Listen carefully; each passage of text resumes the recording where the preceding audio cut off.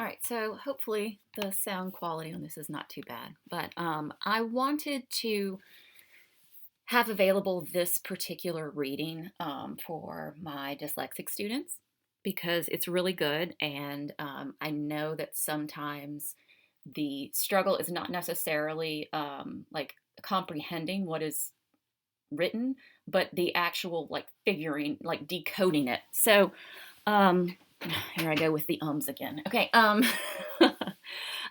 am going to record this and I have it obviously on the screen so that you can follow along. But I think the content is really valuable. It is about one of my particular favorite pieces of writing. And I didn't discover this piece of writing until I was an adult because when I was in school, we didn't really study Frederick Douglass. Like, I knew who he was, I knew that he was important, but the focus was just not necessarily on the life of Frederick Douglass and the value that he gave as an American to our country. So I'm going to read this for you, and hopefully you'll be following along on the screen, and this will make it easier for you in class. How Travel Shaped Frederick Douglass's famous speech, What to the Slave is the 4th of July. Douglass delivered the famous speech to a crowd of 600 people on July 5th, 1852, in Corinthian Hall in Rochester, New York, by Quinn Mosby, July 1st, 2020. Cookouts, hot dogs, and fireworks are just a few of the things we typically associate with the 4th of July.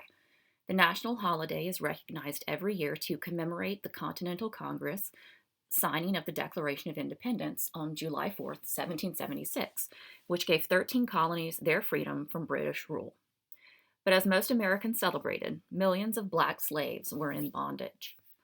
Abolitionist Frederick Douglass called out the hypocrisy of the holiday in his speech, What to the Slave is the 4th of July, delivered to a crowd of 600 people on July 5th, 1852, in Corinthian Hall in Rochester, New York.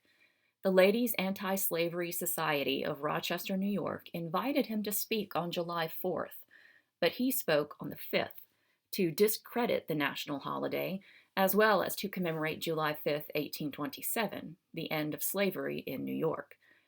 His famous speech still resonates with the African American community today, just as it did almost 2 centuries ago. In order to grasp the importance of Douglass's speech, all Americans should not only understand the man who penned it, but also understand how traveling to Europe profoundly transformed his perspective and emboldened his determination to end slavery in the United States. The story behind the abolitionist. The son of Harriet Bailey and an unknown white man, Frederick Augustus Washington Bailey was born in February 1818. He spent the first few years of his life with his maternal grandmother, Betsy Bailey, in Talbot County, Maryland. And even though his mother lived on a plantation 12 miles from them, he would only see her a few times before she died. When Douglass was 6 years old, he was separated from his grandparents and was moved to the Y House plantation, where Aaron Anthony, allegedly his father, worked as an overseer. In 1826, when Anthony passed, Douglass was given to the Auld family in Baltimore. Sophia Auld taught him the alphabet, but her husband halted the tutoring, claiming that literacy would encourage slaves to crave for their freedom. At 12 years old, Douglass continued to secretly teach himself how to read and write, and it was also the first time in his life that he heard about abolitionists. Douglass wanted a different path for his life, and on January 1st, 1836, he made a promise that he'd be free by the end of the year. Unfortunately, in April of the same year, he was thrown in jail after his plan to escape was discovered. It would be 2 years before Douglass would finally follow through on his promise to himself. While working at a shipyard in Baltimore, Douglass fled the city by train and steamboat and didn't stop until he arrived in New York City, where he reconnected with Anna Murray, a freed slave he met in Baltimore. The couple got married, and several weeks later they settled in New Bedford, Massachusetts. The abolitionist and his wife decided to adopt the last name Douglass from the narrative poem The Lady of the Lake by Sir Walter Scott. It was a move to keep Douglass's former slave owner off his trail.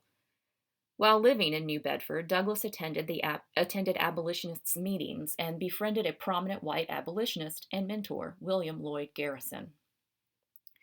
Douglas became an abolitionist lecturer traveling in the North, from Maine to Michigan, attracting anti slavery supporters. In 1845, Douglas published his first autobiography, Narrative of the Life of Frederick Douglass, an American Slave. Friends feared that the publicity from the book would attract the attention of his ex owner, Hugh Auld, who could legally ask to take his property back. So, for his safety, Douglas was encouraged to embark on a transatlantic journey that would change his life forever. His transformative transatlantic tour. In August 1845, Douglas set sail on the Cambria, a ship headed for Britain.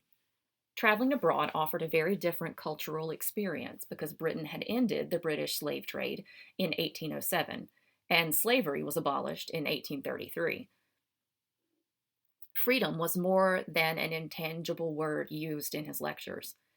For the first time, Douglas experienced it firsthand in a country where many people respected him for rising from a life of servitude and becoming an eloquent orator. From Liverpool, Douglas traveled to Ireland, staying in hotels or with abolitionists across the country. He shared the stage with well-known anti-slavery leaders, including Daniel O'Connell, known to most as the Irish Liberator and a supporter of Catholic rights in Parliament. Douglas visited Belfast, Dublin, Limerick, and the Giant's Causeway. But he didn't always receive a warm welcome. Some Irishmen demanded he be sent back to America. And even though his lecture brochures and advertisements were branded with graffiti, he still appreciated this unique opportunity to see another part of the world. His biggest discovery as he toured multiple countries: the United Kingdom was a land of freedom, and the United States was not.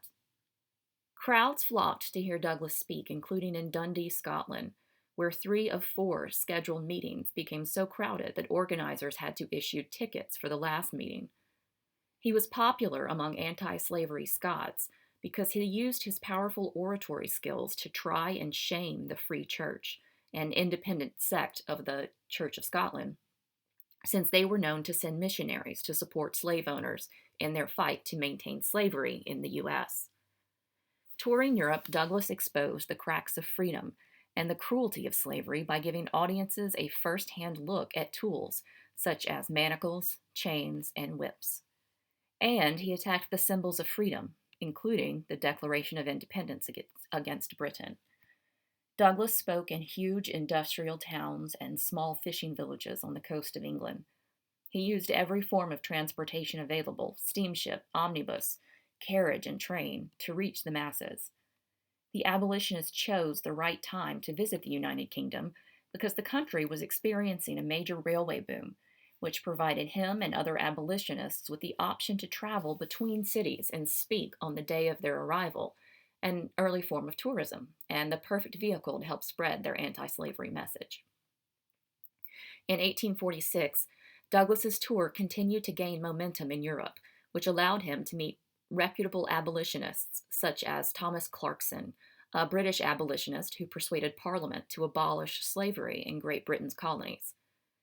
With the tour momentum came notoriety, which some British supporters worried about. So, supporters like Anna Richardson and her sister-in-law Ellen Richardson led a fundraiser to buy Douglas his freedom from his American owner, Thomas Auld. The funds were raised, and Douglas became a free man. Friends urged him to stay, but in 1847, Douglas returned to U.S. for his wife Anna, and because he felt a sense of urgency to continue the fight for the millions of black men and women still in bondage in the country, calling out the hypocrisy in celebrating the 4th of July. Prior to his return to the U.S., Douglas and his longtime friend William Lloyd Garrison, who also occasionally toured with him in Europe, went their separate ways. Douglas thought Garrison was becoming too radical by denouncing churches, political parties, voting, and proposing the breakup of the Union. After his 2-year stint in Europe, Douglas became more of an independent thinker and more pragmatic. With financial help from British supporters, Douglas started publishing the North Star, his first abolitionist newspaper in Rochester. In addition to his newspaper, Douglass and his wife were an integral part of the Underground Railroad, offering lodging and whatever they had to more than 400 escaped slaves. The great orator and abolitionist continued championing freedom for slaves. In 1948, he became the only African American to attend the first Women's Rights Convention in Seneca Falls, New York. But one of the black abolitionists' most memorable moments was his speech, "What to the Slave is the 4th of July." After traveling on his lecture tour, visiting cities and towns in England, Scotland, and Ireland, the prolific orator was able to draw comparisons and call out the hypocrisy of celebrating Independence Day. Douglass said in a section of his speech, "The rich inheritance of justice, liberty, prosperity, and independence bequeathed by your fathers is shared by you, not by me. The sunlight that brought light and healing to you has brought stripes and death to me. This 4th of July is yours, not mine. You may rejoice. I must mourn." Mary Frances Berry, the Geraldine R. Siegel Professor of American Social Thought and Professor of History at the University of Pennsylvania, believes Douglass's experiences while traveling abroad allowed him to draw historic comparisons, which made this a powerful speech. In his speech, he was able to make a lot of references to compare the United States. After colonists claimed there was oppression, the country was able to free itself from the Brits to seek liberty and justice for everybody, said Berry, and yet they held people in bondage. Meanwhile, the Brits have abolished slavery. In another section of the speech, Douglass said, "What to the American slave is your 4th of July? I answer, a day that reveals to him, more than all other days in the year, the gross injustice and cruelty to which he is the constant victim. To him, your celebration is a sham, your boasted liberty an unholy license, your national greatness swelling vanity, your sounds of rejoicing are empty and heartless. Your denunciation of tyrants, brass-fronted impudence, your shouts of liberty and equality, hollow mockery, your prayers and hymns, your sermons and thanksgiving with all your religious parade and solemnity are to him mere bombast, fraud, deception, impiety, and hypocrisy. A thin veil to cover up crimes which would disgrace a nation of savages." Berry, a member of the editorial advisory board for the Frederick Douglass Papers, said that Douglass's speech calls out ministers and religious leaders for not doing anything in comparison to Britain, where the abolitionists witnessed something completely different. With Christianity, the church did not take any leadership in calling attention to the inconsistencies of holding men and women in bondage, said Berry. But in Britain, the church was at the forefront of the movement to end the slave trade and then to end slavery. 2 years in Europe transformed Douglass's perspective. He left a place that treated him less than human to tour a number of countries where, for the most part, people embraced and respected him. And even though slavery was abolished when the 13th Amendment passed in 1865, the remnants of slavery still exist today, according to Berry. Black lives are at great risk, and equality and justice that one might have wanted and predicted with abolition and independence have not occurred, said Berry. Symbolism is important, but symbolism is no substitute for change in a positive direction.